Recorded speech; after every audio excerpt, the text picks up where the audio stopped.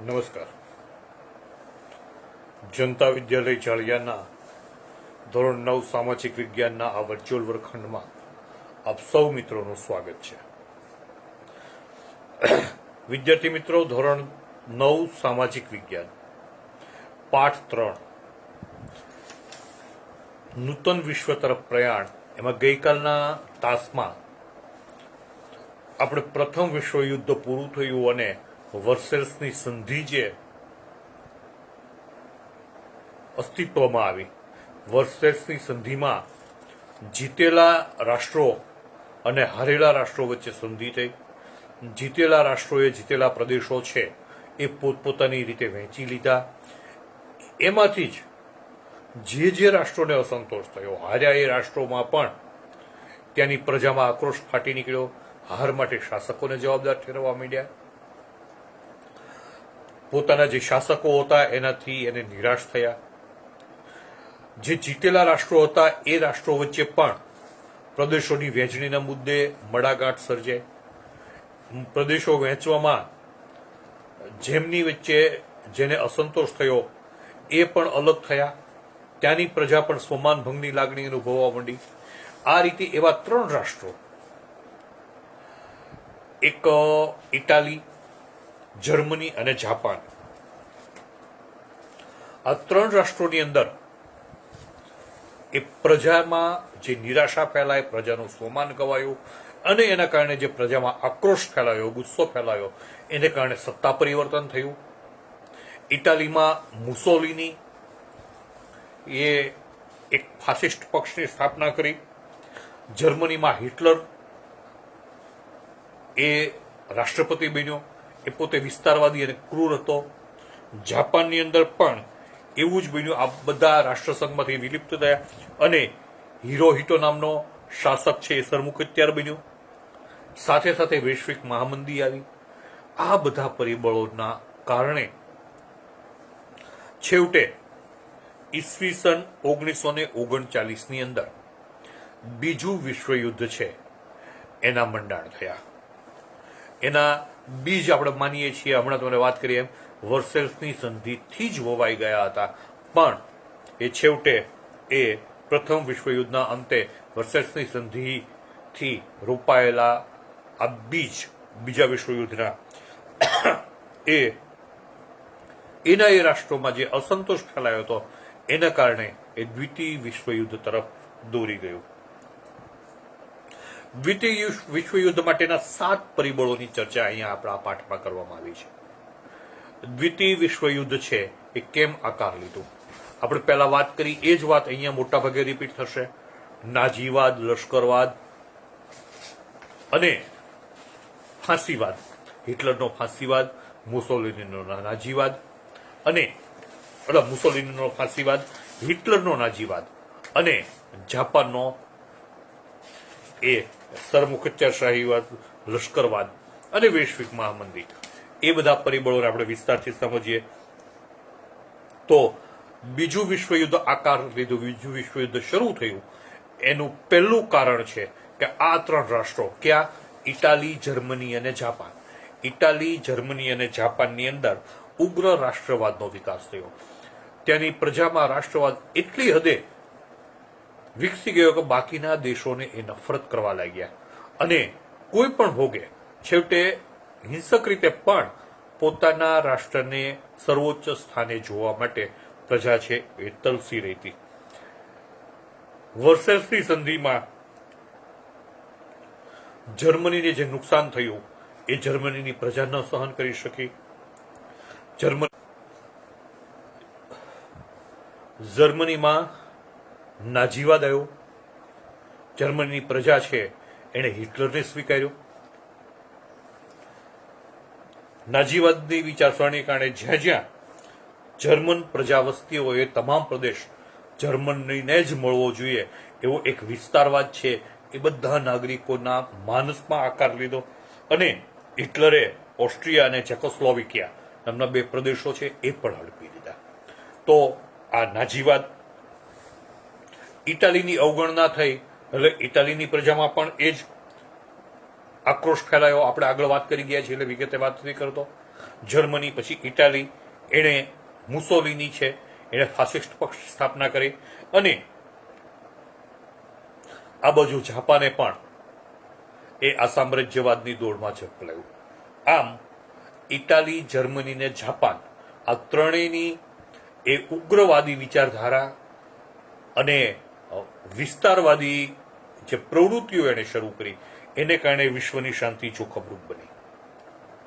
એટલે પહેલું આ ઉગ્ર રાષ્ટ્રવાદ, ખાસ કરીને આ ત્રણ દેશોનો, કોનો? ઇટાલી, જર્મની અને જાપાન. બીજું કારણ આવ્યું જૂથબંધી. વિશ્વ છે એના દેશો પોતપોતાની ગોળબંધી કરવા માંડ્યા. સમગ્ર વિશ્વ એક કે વિશ્વ શાંતિના રાષ્ટ્રસંઘના પ્રયાસો જે હતા એ પડી ભાંગતા લાગ્યા, અને દરેક શક્તિશાળી દેશ છે એ બીજા નાના નાના દેશોને પોતાની સાથે લઈ અને જૂથો ઉભા કરવા માંડ્યા. ફ્રાન્સને હંમેશા જર્મનીનો ભય હતો. ફ્રાન્સને હતું કે કારણ કે જર્મની હાર્યું તો ફ્રાન્સને, એટલે ફ્રાન્સ છે એ જર્મનીથી ડરમાં હતો કે જર્મની ગમે ત્યારે મને વળતો ઘા કરશે, એટલે એણે ફ્રાન્સે બેલ્જિયમ, પોલેન્ડ, રૂમાનિયા અને ચેકોસ્લોવાકિયા આ બધા દેશો સાથે જૂથબંધી કરી, કરાર કર્યા. ઇટાલીએ બીજા દેશો પકડ્યા. કયા કયા? તો કે યુગોસ્લાવિયા, રૂમાનિયા, હંગેરી, ગ્રીસ, તુર્કી અને ઓસ્ટ્રિયા. જો રૂમાનિયા બંને સાથે છે, જર્મની સાથે પણ છે, ઇટાલી સાથે પણ છે. તો ઇટાલીએ પોતાનું એક જૂથ ઊભું કર્યું. એમાં હતા ચેકોસ્લોવાકિયા, યુગોસ્લાવિયા, રૂમાનિયા, હંગેરી, ગ્રીસ, તુર્કી અને ઓસ્ટ્રિયા. ઇટાલી છે એણે પાછું નવું શરૂ કર્યું. જર્મની અને જાપાનના સહયોગથી રોમ, બર્લિન, ટોક્યો ધરીની રચના કરી. એટલે જાપાનનું રોમ, બર્લિન અને જાપાનનું ટોક્યો, આ બધાને એક ધરીમાં લઈને, એક સાથે લઈ અને એણે એક જૂથ રચ્યું. રશિયાએ જર્મની, તુર્કી, લિથુઆનિયા અને ઈરાન સાથે કરાર કર્યા. જો આ બધાનું નામ લઉં છું ને, આ બધા પોતપોતાના જૂથો કર્યા. વિશ્વ શાંતિની વાતને બદલે જો યુદ્ધ થાય તો કોણ કોની સાથે રહી અને યુદ્ધ કરશે એ પ્રકારના કરારો કર્યા. ઇંગ્લેન્ડ અને ફ્રાન્સે લોકશાહી મૂલ્યોવાળું વળી જુદું જ એક જૂથ રચ્યું. જર્મનીએ રશિયા સાથે સંધિ કરી, અને આમ વિશ્વમાં એક ભયનું સામ્રાજ્ય ઉભું થયું. કારણ કે બધા પોતપોતાના જૂથો રચી અને એ વિશ્વની શાંતિને ડોળવા માટેના પ્રયાસો બધાએ શરૂ કર્યા. ફરી વખત બોલું છું, જર્મની, ઇટાલી, રશિયા. જર્મનીએ શું કર્યું? ફ્રાન્સે શું કર્યું? ફ્રાન્સે બેલ્જિયમ, પોલેન્ડ, રૂમાનિયા અને ચેકોસ્લોવાકિયાને પોતાની પડખે કર્યા. બેલ્જિયમ, પોલેન્ડ, રૂમાનિયા અને ચેકોસ્લોવાકિયાના ફ્રાન્સે. જર્મનીએ શું કર્યું?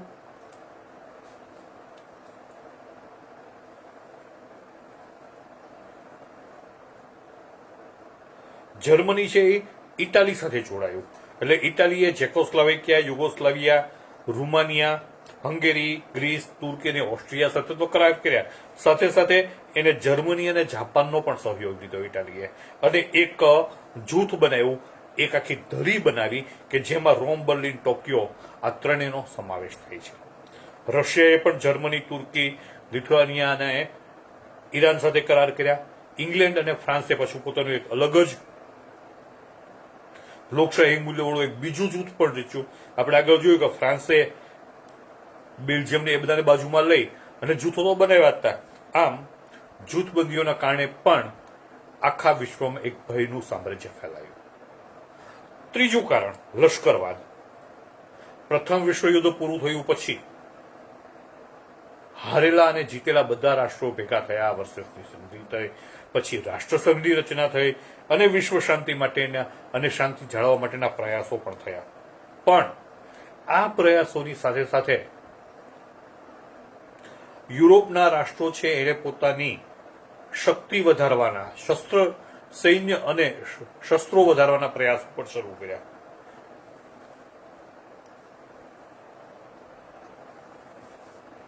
એણે આ પ્રયાસો પણ શરૂ કર્યા શસ્ત્રો વધારવાના.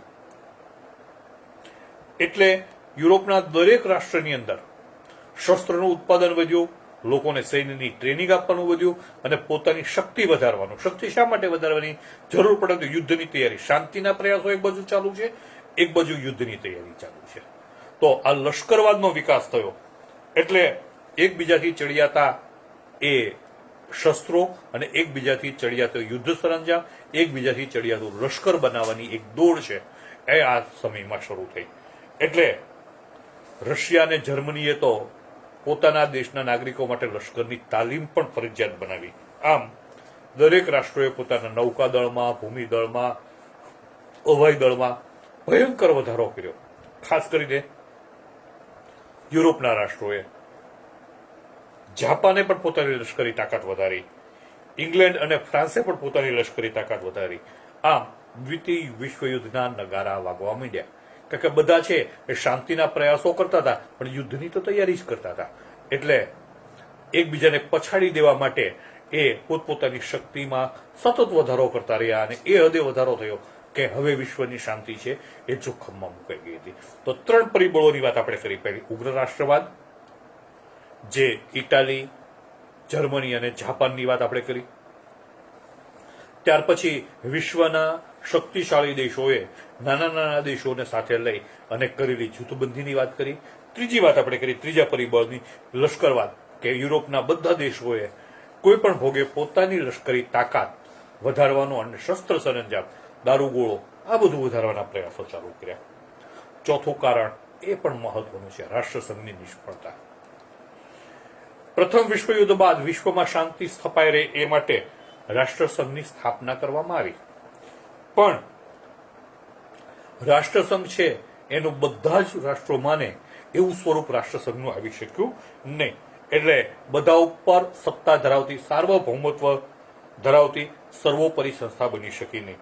એટલે કારણ કે એની પાસે કોઈ તાકાત નહોતી. રાષ્ટ્રસંઘ છે એની પાસે પોતાનું લશ્કર નહોતું, એનું કોઈ માનતા નહોતા, એટલે માને એ પ્રકારના કોઈ કરારો નહોતા, એટલે એની પાસે કોઈ તાકાત નહોતી. એટલે એ શાંતિના પ્રયાસો કર્યા પણ શાંતિ માટે એ કોઈ જો હુકમી કરી શકે અથવા તો પોતાનું આધિપત્ય વાપરી શકે એવું કોઈ એની પાસે આધિપત્ય હતું નહીં. એટલે સંયુક્ત રાષ્ટ્રસંઘના સભ્યો છે એ વાદ કરતા, સંવાદ કરતા, પણ સંયુક્ત રાષ્ટ્રસંઘનો જે નિર્ણય હોય એ પાલન કરવા માટે એને કોઈ બંધાયેલા નહોતા, બાંધી શકતા નહોતા. સંયુક્ત રાષ્ટ્રસંઘ એને મનાવી શકતું નહોતું. કેટલાક રાષ્ટ્રો તો સંયુક્ત રાષ્ટ્રસંઘની આવી દશા જોઈને એમાંથી બહાર નીકળી ગયા. તો પોતાના સ્વાર્થથી એ રાષ્ટ્રસંઘની બહાર નીકળી ગયા કે નહીં, આપણે આ શાંતિ પ્રયાસો આ તો બધું નકામું છે, આની કોઈ વેલ્યુ નથી એમ ગણી અને એની બહાર નીકળ્યા. રશિયા અને જર્મની સૌથી પહેલા રાષ્ટ્રસંઘમાંથી બહાર નીકળ્યા. ત્યાર પછી ઇટાલી અને જાપાન પણ નીકળી ગયા. આમ શક્તિશાળી રાષ્ટ્રો તો રાષ્ટ્રસંઘમાંથી બહાર નીકળી ગયા. કારણ હતું જાપાને મંચુરિયા ઉપર આક્રમણ કર્યું, રાષ્ટ્રસંઘના નિયમની વિરુદ્ધમાં હતું. ઇટાલીએ એબિસિનિયા નામનો પ્રદેશ તેની બાજુમાં હતો, એ જ છીનવી લીધો, એ પણ રાષ્ટ્રસંઘના સિદ્ધાંતોની બાજુ હતો. જર્મનીને જેકોસ્લોવાકિયાના પ્રદેશો છીનવી લીધા, એ પણ રાષ્ટ્રસંઘના સિદ્ધાંતની બહાર હતું. એટલે રાષ્ટ્રસંઘ આ બધાને અટકાવી શક્યો નહીં, ન ઇટાલીને, ન જાપાનને, ન જર્મનીને. એટલે એનું કોઈ મહત્વ ન રહ્યું, આ બધા બહાર નીકળી ગયા. એટલે રાષ્ટ્રોની સત્તા લાલસા અને વિસ્તારવાદ સામે સંયુક્ત રાષ્ટ્રસંઘ છે નબળું પડ્યું. રાષ્ટ્રસંઘ જૂથબંધી અટકાવી શક્યો નહીં. આ રાષ્ટ્રબંધી સંઘની સૌથી મોટી નબળાઈ હતી, સૌથી મોટી નિષ્ફળતા હતી. એને કારણે પણ બીજું વિશ્વયુદ્ધ છે એ લડાયું. આ 4 કારણ. 5મું કારણ આપણને ખબર છે, પહેલા વાત કરી ગયા છે, વર્સેલ્સની સંધિ. પ્રથમ વિશ્વયુદ્ધના અંતે પેરિસ શાંતિની આખી પ્રક્રિયા છે એમાં વર્સેલ્સ ખાતે જે કરાર કરવામાં આવ્યા, સંધિ કરવામાં આવી, એમાં યુદ્ધ માટે જર્મનીને જવાબદાર ગણવામાં આવ્યું. આપણે આગળ વાત કરી આ પાઠમાં જ. તો યુદ્ધ માટે જર્મનીને જવાબદાર ગણવામાં આવ્યું એટલે જર્મનીને આકરો દંડ ચૂકવવો પડ્યો. 6.5 અબજ પાઉન્ડની મોટી રકમ આપવી પડી. આપણે આગળ આ જ પાઠમાં આગળ વાત કરી ચૂક્યા છીએ, બીજા પાઠમાં પણ વાત કરી ચૂક્યા છીએ. અને કેટલાક પ્રદેશો જર્મની આપવા પડ્યા. તો જર્મનીની રાઇન નામની નદી છે એ પણ જળમાર્ગ માટે ખુલ્લી મૂકવામાં આવી જર્મની હાર્યું હતું એટલે એની ઉપર અપમાનજનક અન્યાયી સંધિ લાદવામાં આવી, થોપવામાં આવી, વર્સેલ્સની સંધિ.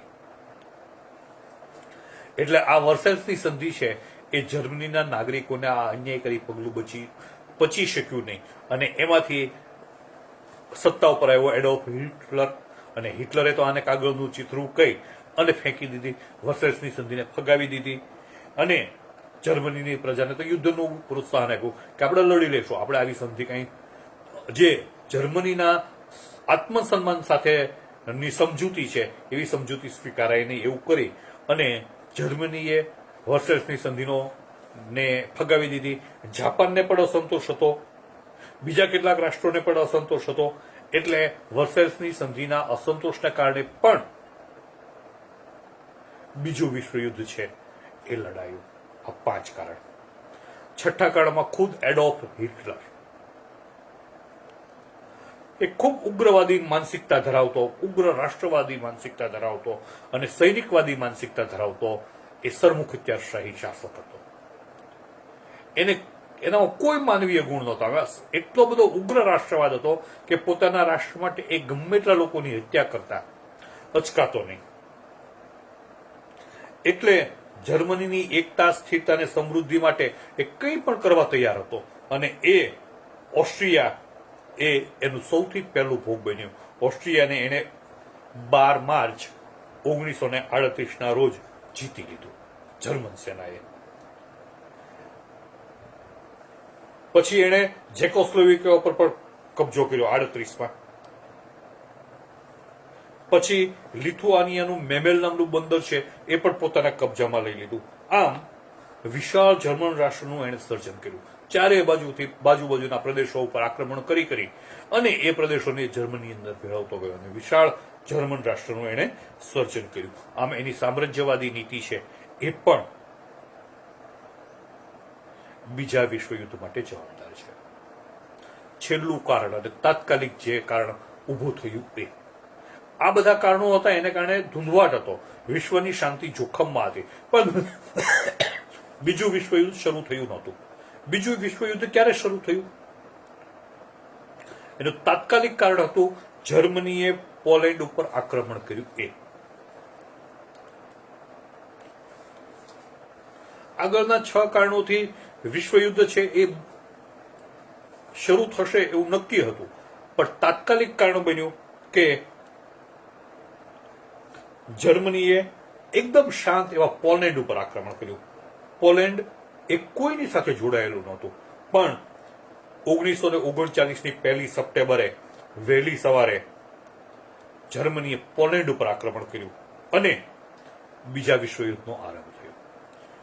બ્રિટન અને ફ્રાન્સે જર્મનીને તાત્કાલિક આ યુદ્ધ બંધ કરવા કહ્યું, પણ જર્મનીએ એ વાત માની નહીં અને ફ્રાન્સે પોલેન્ડ તરફથી જર્મનીની સામે યુદ્ધમાં ઝંપલાયું અને આખરે બીજું વિશ્વયુદ્ધ શરૂ થયું.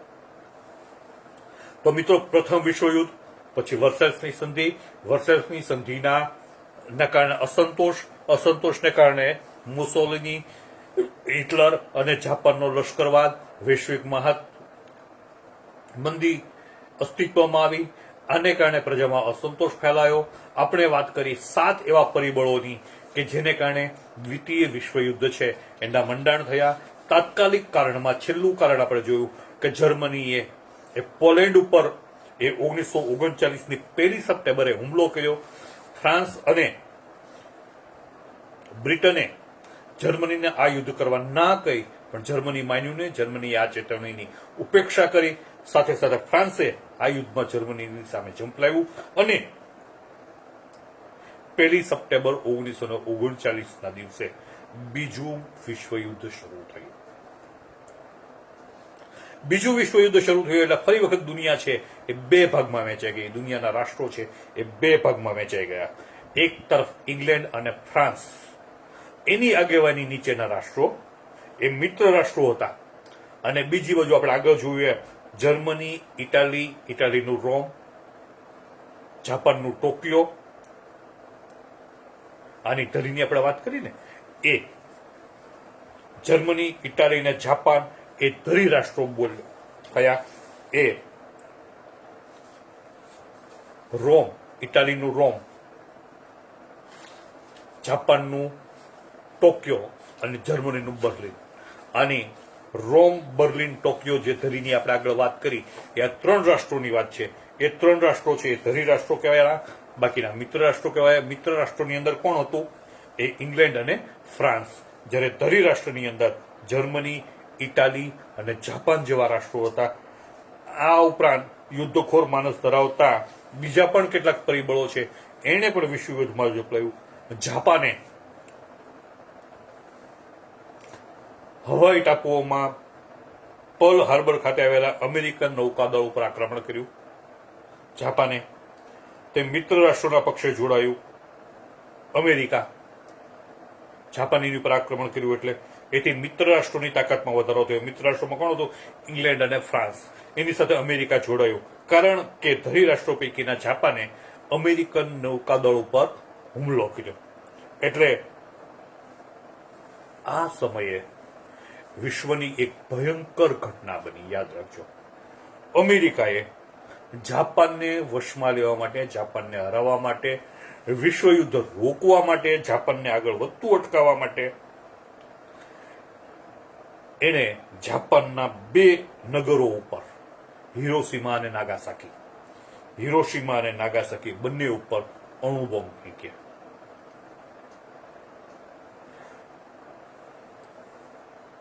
આ હિરોશીમા અને નાગાસાકી ઉપર 11મી ઓગસ્ટ 1945ના દિવસે યુદ્ધ તો શરૂ થયું 1939માં. કેટલું લાંબુ ચાલ્યું.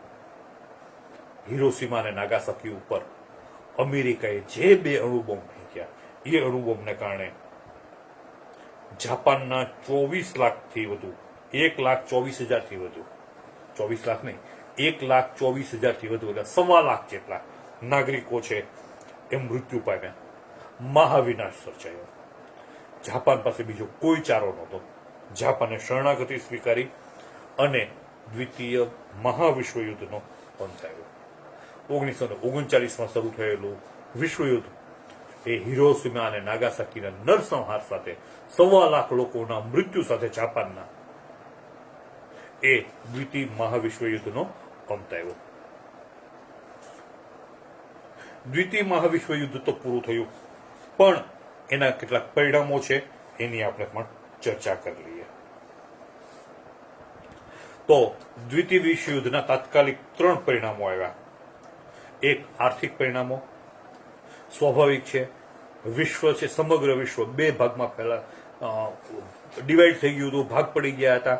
એટલે જે રાષ્ટ્રો લડતા હતા એને ખૂબ જ આર્થિક રીતે સહન કરવાનો આર્થિક નુકસાન, આર્થિક ખર્ચ થયો. એટલે ભયંકર વિનાશ થયો. રાષ્ટ્રોને પુષ્કળ ખર્ચ થયો. અમેરિકાએ $350 અબજ અને બીજા રાષ્ટ્રોએ $1,000 કરતા વધારે ખર્ચ કર્યો. એટલી સંપત્તિનો પણ નાશ થયો હોય. ઇંગ્લેન્ડે $2,000 કરોડ મિલકત ગુમાવી. જર્મનીની તો વાત જ રહેવા દો. દ્વિતીય વિશ્વયુદ્ધ માટે બધાએ એટલો જ સસ્તો સરંજામનો ઉત્પાદન કર્યો, એટલે વિકાસ અટકી ગયો. જીવન જરૂરિયાતની ચીજ વસ્તુની અછત ઊભી થઈ. ઉત્પાદન ઘટ્યું, ફુગાવો વધ્યો. લોકો પાસે ધંધો રોજગાર ન રહ્યા. બજારોમાં જરૂરી માલની તંગી પડવા માંડી. આર્થિક જીવન છે અસ્તવ્યસ્ત બની ગયું. દરેક રાષ્ટ્રમાં, કોઈ એક રાષ્ટ્રની વાત નથી. અને પરિણામે ફરીથી વિશ્વ છે એ વૈશ્વિક મહામંદી તરફ ધકેલાયું અને વિશ્વના રાજકારણમાં અને અર્થકારણમાં ખૂબ મોટા ફેરફારો થયા. દ્વિતીય વિશ્વયુદ્ધના કારણે સ્વાભાવિક રીતે મિત્ર રાષ્ટ્રો હોય કે ધરી રાષ્ટ્રો હોય, આ તમામના આર્થિક વ્યવહારો છે પડી ભાંગ્યા.